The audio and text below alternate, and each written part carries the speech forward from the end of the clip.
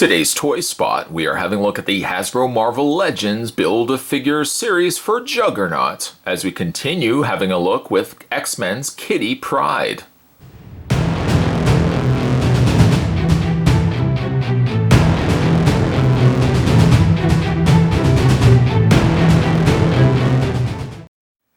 Kitty Pryde wearing a yellow and black classic outfit, comes included with, I believe, Lockheed, and comes with a, an interchangeable head, my guess is for Onslaught. She also comes with the forearm or the main arm, I should say, for Juggernaut. Side of the package features Kitty Pryde, Shadow Cat on the one side, features also on the other side there as well. The back of the box has a read-up saying, with her ability to elude attacks by making herself intangible, Catherine Kitty Pryde is an expert of defense.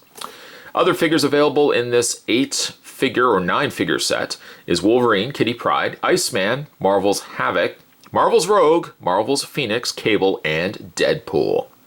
Collecting only 7 figures, although I don't know why you would pass necessarily on Deadpool, and that's how they get you.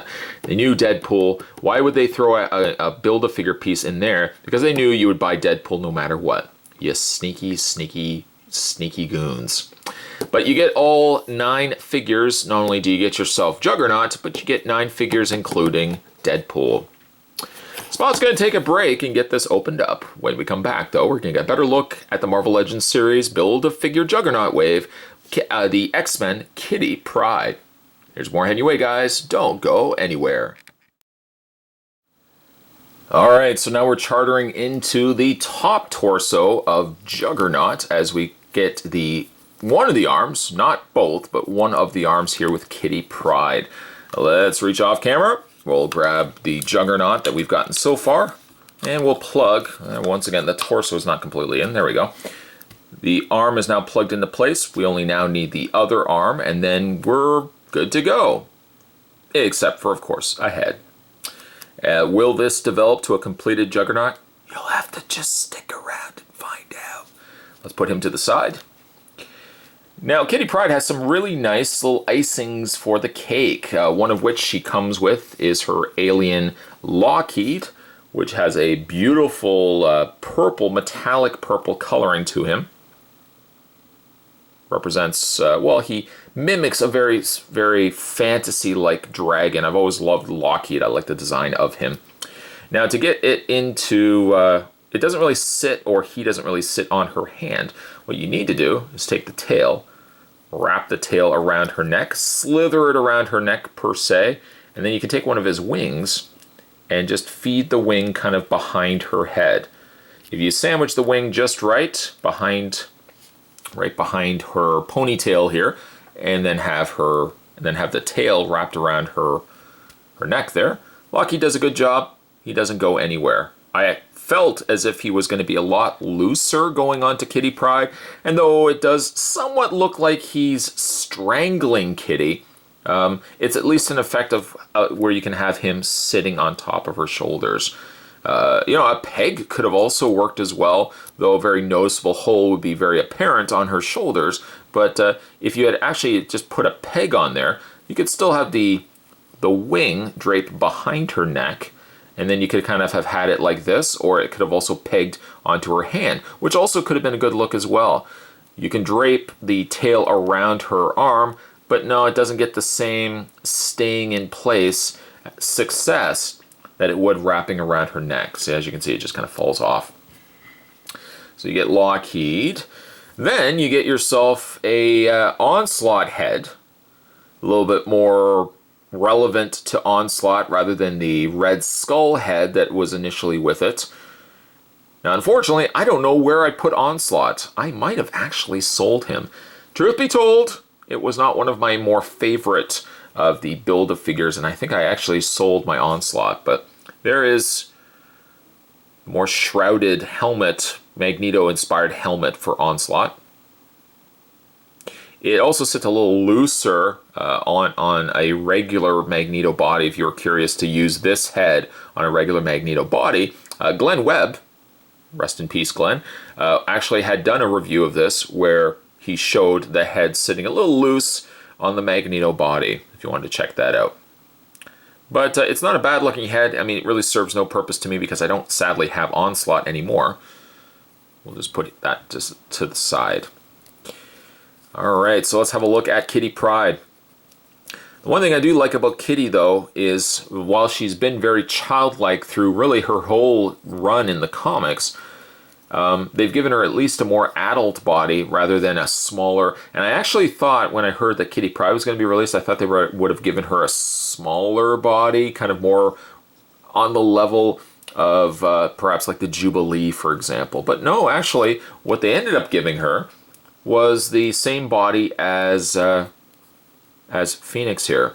Of course, a little bit different in some swapping around, some extra tooling on the top torso here. Additional gloves were sculpted in there, but for the most part, it's about the same body, give or take. One of the outfits that I've always personally loved Shadowcat in was of her blue outfit with the mask. That was actually around the time that I was reading, I think, Excalibur, which she was a featured member in. Instead, sadly, they give her the more traditional, tried and true, let's fall back to that X-Men outfit, which is a black and yellow outfit. It has a loose belt to it. It kind of puzzles me why this is always a loose appliance. Gluing it simply could fix the same problem. It's not like the problem is we can't move the legs. If you had just had a little dollop of glue there, and I don't say you, the viewing audience, but like even had Hasbro applied a little bit of glue there, it's not like the legs are limited, where all of a sudden, oh my god, I can't move the legs because the belt is there. This always ends up just being a loose appliance. I wish they could kind of change that, but it's not like it's a deal breaker for me for displaying Kitty here. Kitty Pryde as average, she's a very vanilla figure. She's not bells and whistles. She's not a rocky road. She's a very neutral, very average figure. But really, actually, from her averageness, she has one of the more prettier face sculpts I've seen on a Marvel Legends figures. There, again, she's not, I would say, a supermodel face sculpt, but quite a pretty face. The brown hair is also nice, which matches that of the eyebrows. She has also a similar brown for the irises of her eyes. The skin tone is nice. It's warm, but it's not overly, like if we compare it to Jean Grey, Jean Grey's skin tone, I should say, is a little bit more pinkish in color. Kitty seems like it's just one shade back from that. But it's a really pretty face sculpt. Not really much to be said for the body. If you do like the more classic looking X-Men colors and outfit, you're in luck. Like the little V cuts to the longer gloves that she's wearing. Of course, this is a sculpted appliance that's been added to the torso. I mean, I don't really have negatives to make about the figure. Mostly, it's only positives. Maybe at some point they could use a same body and give us that blue, classic blue Shadowcat outfit that I personally like a little bit more than this design. But I think this figure still holds up well for Kitty Pryde design. When it comes to her posability, her head rotates all the way around. There's no posability, by the way, in her ponytail. Also hinges up and down via a hinge joint right underneath, or what connects itself to the ball joint, up and down. Shoulders hinge out, as well as a rotation all the way around. You have to be a little careful when rotating the arm around, I have to say, though, because it will rub up and kind of stop itself against the top portion of her shoulder. She has a bend in the elbow, which rotates the forearm. Then she's got a rotation in her wrist, and also a hinge up and down. She does have a upper torso ball joint, rotation going on there as well. And then we get to the legs, back motion. I don't know if I discussed this before, but the leg stops right at the back of her butt. It doesn't allow the legs to move any further back than that.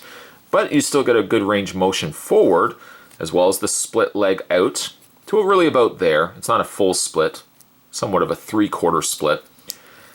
Speaking of split, there's a top split cut there, allowing for a swivel on the top portion of her thigh, a double hinge on the knee, and a hinge in her foot with a slight ankle pivot. Not really much though, because it's using the same sort of ankle pivot system as the Phoenix. I like the figure, and I probably like it for the wrong reasons. It's average. It's, again, not much going on to this very figure. The colors are a nice, clean presentation of black, presentation of yellow, and the face sculpt is glorious. It's a very beautiful looking figure. It could be one of the more prettier looking Marvel Legends figures in recent memory. It's not granted, she doesn't have, she's not a glamorous Rogue, or she's not a glamorous Jean Grey, but a very pretty natural beauty. I guess that's the best way to describe it. She has a natural beauty to it, and probably could be one of the top beautiful, most beautiful Marvel Legends figures I think I've seen. Today's Toy Spot, we're continuing our looks. Spot's getting smitten here by Kitty Pryde. Today, though, we're having a look at the Juggernaut wave. This was Kitty Pryde along with her little companion, Lockheed. Stay tuned, guys. Spot's going to have more Toy Spots heading your way. As always, thanks for watching. See you next time.